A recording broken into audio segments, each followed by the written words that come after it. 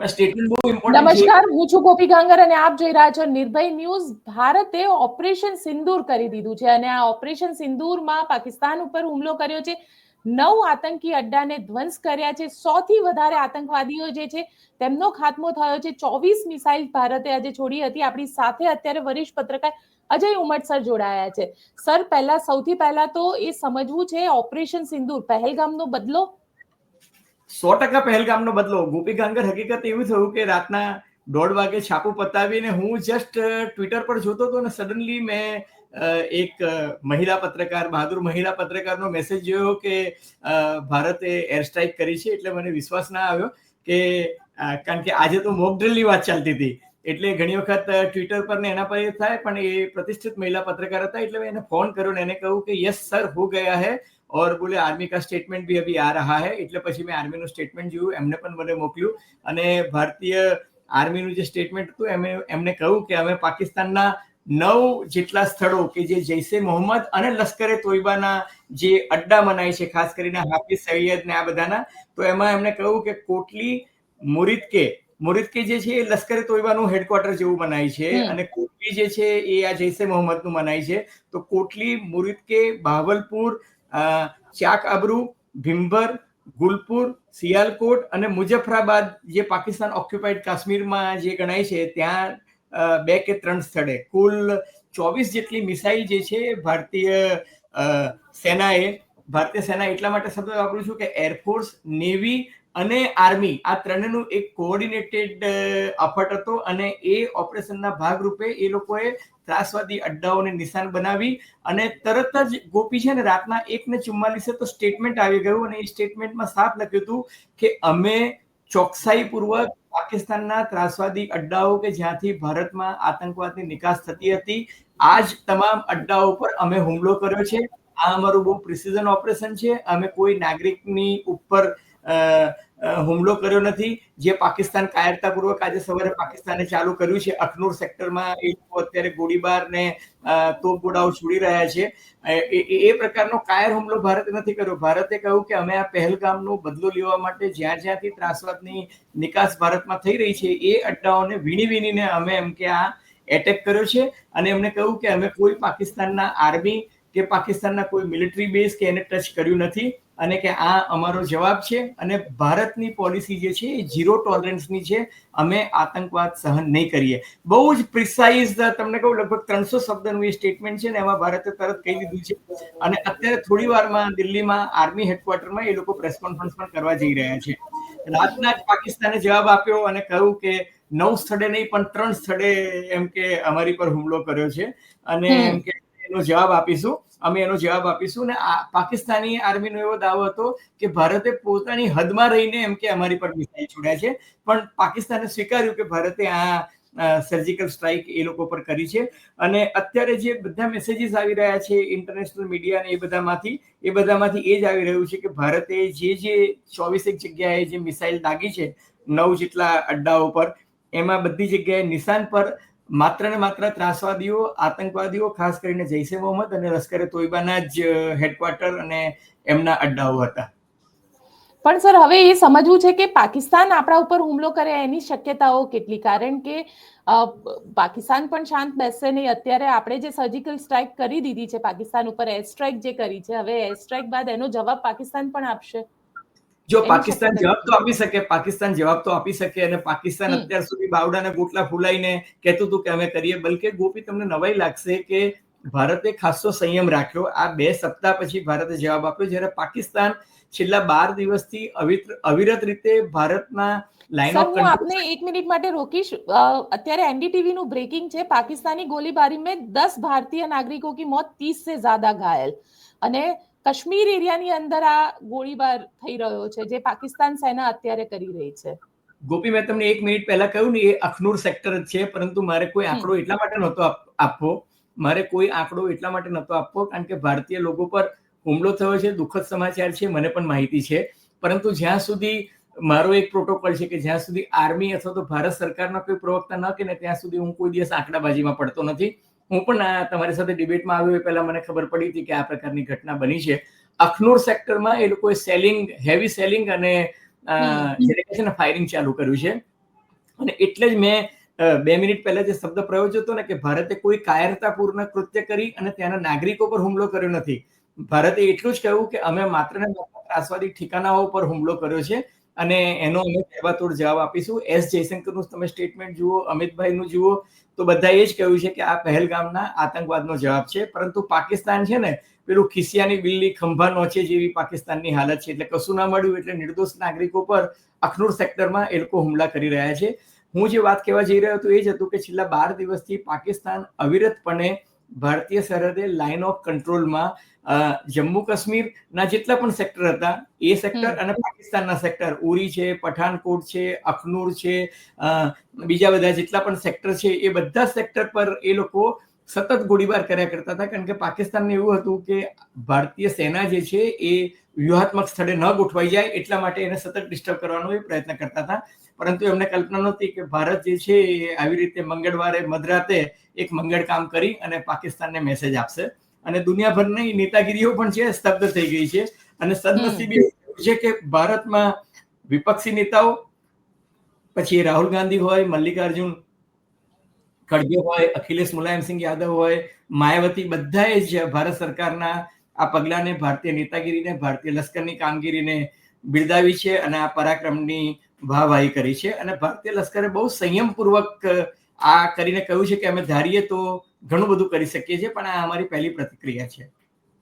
બિલકુલ સર. અને સાથે સૌથી મહત્વની વસ્તુ એ થઈ રહી છે કે જ્યારથી પહેલગામની અંદર હુમલો થયો, કારણ કે ઘણા બધા આજે સવારે હું એવા પીડિતોના બાઇટ સાંભળતી હતી જેમને કીધું કે આજે એમના પરિવારજનોને સાચી શ્રદ્ધાંજલિ મળી છે. એટલે ભારતે એકવાર ફરી દેખાડી દીધું કે ઉરીનો હુમલો, પુલવામાનો હુમલો અને ત્યારબાદ હવે પહેલગામના હુમલા બાદ ભારતે જે રીતે એક્શન લીધું છે આનાથી, કારણ કે આજે સિવિલ ડિફેન્સની પણ ટ્રેનિંગ મોક ડ્રીલ કરવાના છે. એટલે ક્યાંક ને ક્યાંક ભારત બધી જ રીતે તૈયાર છે. ભારત બધી 360 ડિગ્રી આખું મોનિટર કરી રહી છે આ વસ્તુને. યસ ગોપી, હું હંમેશા કહું છું કે ભારત જે છે એ એકદમ મેચ્યોર્ડ લોકશાહી દેશ છે. પાકિસ્તાન ત્રાસવાદી દેશ છે. પાકિસ્તાન જે છે ત્યાં એક પ્રકારની સરમુખ હત્યારશાહી ચાલે છે. પાકિસ્તાની વડાપ્રધાન અને પાકિસ્તાની મંત્રીઓની હાલત તો ત્યાં પટાવાડા જેવી છે. ત્યાં આઈએસઆઈ, ત્યાં કઠમુલ્લાઓ અને ત્યાં લશ્કરી ચીફ જે હોય છે એ લોકો વધારે પડતી દાદાગીરી કરે છે. એ લોકો જ આ પ્રકારના નિર્ણય લેતા હોય છે. ભારતમાં તો શું છે કે તમારે જવાબ આપવો પડે છે પાર્લામેન્ટને, તમારે અહીંના વિપક્ષી નેતાઓને જવાબ આપવો પડે છે, ઇન્ડિયન મીડિયાને તમારે જવાબ આપવો પડે છે. ભારતમાં બહુ જ અકાઉન્ટેબિલિટી અને ટ્રાન્સપરન્સીનો માહોલ છે. એટલે ભારત સરકાર જે છે એ કોઈ પણ પ્રકારનું આંધળું ક્યાં કરતી નથી. અને જ્યારે એક વખત યુદ્ધ જેવા માહોલની શરૂઆત થાય, દાખલા તરીકે આજે આ સર્જિકલ સ્ટ્રાઇક કરી, બરાબર છે, તો એક કરતા પહેલા ભારતે તમામ તૈયારીઓ રાખી છે કે જો પાકિસ્તાન કોઈ દુસ્સાહસ કરવાની કોશિશ કરે તો આપની નેવી, આપની આર્મી, આપની એરફોર્સ અને બીજી બધી જે પેરામિલિટરી ફોર્સિસ છે જેમ કે બીએસએફ છે કે આઈટીબીપી છે, ઇન્ડો ટિબેટિયન બોર્ડર ફોર્સ છે, અથવા તો આપની સીઆરપીએફ છે, એ બધી જ જગ્યાએ આપણે છે ને બહુ જ જેને કહી શકાય ને સાવચેતીના અને તાકીદના પગલા લીધા પછી આ હુમલો કર્યો છે. લશ્કર છે ને કઈ તમે કહ્યું ને બીજે દિવસે પેલાને જઈને ગલીના નાખ્યો કોઈ ઉભો એને લાફો મારવા જતી નથી. લશ્કર પોતાની તૈયારી કરીને પછી જાય છે અને ભારતે બહુ સંયમ રાખીને પૂરતી તૈયારી કર્યા પછી જ આ પગલું ભર્યું છે. અને તમને જો યાદ હોય તો વડાપ્રધાન નરેન્દ્ર મોદીએ સંકેત આપી દીધો હતો કે મેં લશ્કરને છૂટ આપી છે. લશ્કર ઈચ્છે ત્યારે, એ ઈચ્છે એ સમયે, એ ઈચ્છે એ સ્થળે એ લોકો હવે પ્રતિક્રિયા આપી શકે છે અને ભારતીય લશ્કરે એ કરી દેખાડ્યું છે. પાકિસ્તાન માટે ડહાપણનું કામ એ જ રહેશે કે હવે એ એવું સ્વીકારી લે કે ભારતે કરેલો હુમલો એ માત્ર ને માત્ર આતંકવાદના જવાબ રૂપે છે. પાકિસ્તાનના સાર્વભૌમત્વ પર કરેલો આ હુમલો નથી, પાકિસ્તાન પર કરેલો આ હુમલો નથી. અને પાકિસ્તાન જો એવો જવાબ આપે કે હવે અમે આગળ આ યુદ્ધને નથી વકરાવવા માંગતા, તો પાકિસ્તાન બી શાંત રહેશે અને ભારત પણ શાંત રહેશે. જેમ બાલાકોટમાં આપણે સર્જિકલ સ્ટ્રાઇક કરી હતી, પાકિસ્તાન ચૂપ થઈ ગયું હતું, એમ અત્યારે પણ પાકિસ્તાને ચૂપ્પી સાધવાનો આ એક સમય છે. અધરવાઇઝ પાકિસ્તાનને એના અસ્તિત્વનો પણ ખતરો આવી જશે. કારણ કે જે રીતે ભારતે સ્ટેટમેન્ટ, ઇઝરાયલ અને ઈરાન વચ્ચે હુમલો થયો હતો, થઈ હતું, ઈરાને એક સ્ટ્રાઇક કરીને પછી ઇઝરાયલને મેસેજ આપ્યો હતો કે અમે જવાબ આપવા માંગતા હતા એટલે અમારો આ જવાબ છે, પણ હવે અમે આ યુદ્ધને વકરાવવા માંગતા નથી. એમ પાકિસ્તાને પણ કહી દેવું જોઈએ કે અમે આ યુદ્ધને વકરાવવા માંગતા નથી. બાકી ભારત તો એક વખત કહે છે ને કે ભારત એક વખત શરૂઆત કરી, હવે ભારત પીછેહટ નહીં કરે.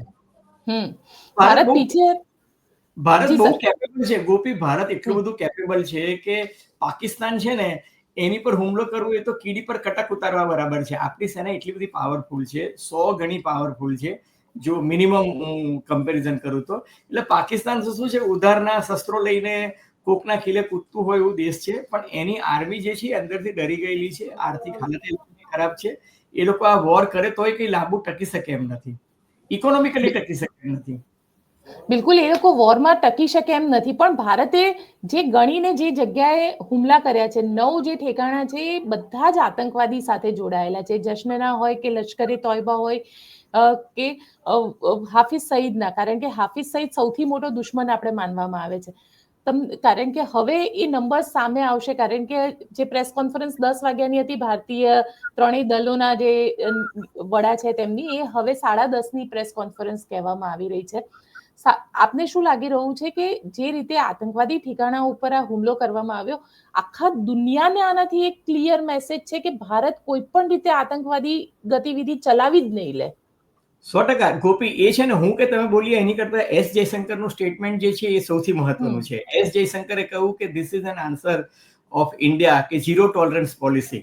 એટલે એને ઝીરો ટોલરન્સ પોલિસી એટલે કે zero tolerance policy against terrorism and extremism. એટલે એસ જયશંકરે ભારતના વિદેશ મંત્રીની હેસિયતથી એ બહુ ક્લિયર કટ મેસેજ આપી દીધો છે કે અમે કોઈ પણ જગ્યાએથી જો અમારી ધરતી પર તમે ત્રાસવાદ કે આતંકવાદની નિકાસ કરવાની કોશિશ કરશો તો અમારો જવાબ આ જ રહેશે. અને હું એવું માનું છું કે આ બહુ મેચ્યોર્ડ અને મેજર્ડ વેમાં આપણે આપ્યું છે. આપણે ઇઝરાયલની માફક બિનજરૂરી સામાન્ય નાગરિકોની પણ હતાહત નથી કર્યા અને પાકિસ્તાનને જડબાતોડ જવાબ આપી દીધો છે. હવે પાકિસ્તાન જો આગળ આવવાની હિંમત કરશે તો પછી મને લાગે છે કે ભારતીય લશ્કર જે છે હવે they will swing into action. કારણ કે આજે ડોનાલ્ડ ટ્રમ્પનું પણ નિવેદન આવ્યું છે. ડોનાલ્ડ ટ્રમ્પ જે રીતે આજે કહી રહ્યા હતા કે મને આશા છે કે જલ્દી પૂરું થશે, આને કઈ રીતે વર્લ્ડ આને જોશે? કહેતા બહુ પેલું થાય છે, પણ હવે અમેરિકી રાષ્ટ્રપ્રમુખને કાંઈ એમના સલાહકારો પ્રોપર બ્રીફ કરે. હું રાતના લગભગ જોતો તો 2:30-3 વાગે ગોપી એમનો મેસેજ હતો કે ઇટ્સ અ સેમ, અને પછી એને એવું કીધું કે આઈ વિશ કે આ બંને દેશો વચ્ચે એમ કે સદીઓથી લડાઈ ચાલી રહી છે. અગાઉ એનું સ્ટેટમેન્ટ હતું કે ભારત અને પાકિસ્તાન વચ્ચે તો 1000 બલકે 1500 વર્ષથી યુદ્ધ ચાલે. હવે ભારત અને પાકિસ્તાનનો જન્મ, આપણે તો આઝાદીનો અમૃતકાલ ઉજવી રહ્યા છીએ, બરાબર છે. 1947માં આપણે આઝાદ થયા છે અને 1950માં આપણે પ્રજાસત્તાક દેશ બન્યા, અને આ 2025 એટલે જેને કહી શકાય પ્રજાસત્તાક ભારતના 75મું વર્ષ છે. તો ડોનાલ્ડ ટ્રમ્પ શ્રીમાન અમેરિકી રાષ્ટ્રપ્રમુખ એવું કઈ રીતના કહી શકે કે 1000 વર્ષથી આ લોકો વચ્ચે યુદ્ધ ચાલી રહ્યું છે? આજથી 75 કે 78 વર્ષ પહેલા તો આપણે એક અખંડ હિન્દુસ્તાન હતા, પણ હવે અમેરિકી રાષ્ટ્રપ્રમુખની પોતાની એક અલગ સ્ટાઇલ છે, એટલે ક્યારેક અતિશયોક્તિમાં વાત કરે છે. પણ જો અમેરિકા સહિત તમામ વિશ્વની જે મહાસત્તાઓ છે એ તો સુફિયાની સલાહ એ જ આપે છે કે ભાઈ ભારતે સંયમ રાખવો જોઈએ, બંને દેશો સંયમ રાખે, યુદ્ધનો અંત લાવે. એસ જયશંકરનું સ્ટેટમેન્ટ 3 દિવસ પહેલાનું મને બહુ ગમ્યું હતું. એને એવું કહ્યું હતું કે અમારે કોઈ પાંડિત્ય ભર્યા સલાહ સૂચનની જરૂર નથી, તમે અમારી સાથે અમારા પાર્ટનર છો કે નહીં એ જાહેર કરો. તો તમે જુઓ કે બધા દેશો શું કે અમે એમ કે ત્રાસવાદી કૃત્યને વખોડી નાખીએ છીએ, પણ એ પાકિસ્તાનને વખોડી નાખીએ છીએ એવું નથી બોલતા. એટલે બધા છે ને ડિપ્લોમેટિકલી વર્તે છે. એટલે મને એવું લાગે છે કે ભારતે પોતે જ પોતાની તાકાત પર જવાબ આપ્યો છે. હવે દુનિયાના નેતાઓ કઈ રીતે વર્તે છે એના પર જોવાનું છે, પણ મને એવું લાગે છે કે ભારતે જે રીતના વડાપ્રધાન નરેન્દ્ર મોદીએ પુતિન સાથે વાત કરી હતી અને એસ જયશંકરે દુનિયાના બીજા બધા દેશોના લોકો સાથે વાત કરી હતી, આતંકવાદી ઘટના બની તે દિવસે વડાપ્રધાન મોદીએ ડોનાલ્ડ ટ્રમ્પ સાથે પણ વાત કરી હતી. એનો અર્થ એ કે બધા જ વિદેશી નેતાઓ સાથે વાત કરીને વિશ્વાસમાં લઈને જ ભારતે આ પગલું ભર્યું હશે એવું મને લાગી રહ્યું છે. બિલકુલ સર, થોડીક જ મિનિટમાં ભારતીય સેનાની જે પ્રેસ કોન્ફરન્સ છે તે પણ હવે શરૂ થવાની છે, એટલે આપ અમારી સાથે જોડાયા તેના માટે આપનો ખૂબ ખૂબ આભાર. અને આના ઉપર આપણે ચર્ચા કરીશું, ફરી સાંજે એકવાર આપની સાથે વાત કરીશું કે ભારતીય સેના શું કહે છે. ચોક્કસ ગોપી. ઓકે, ધન્યવાદ.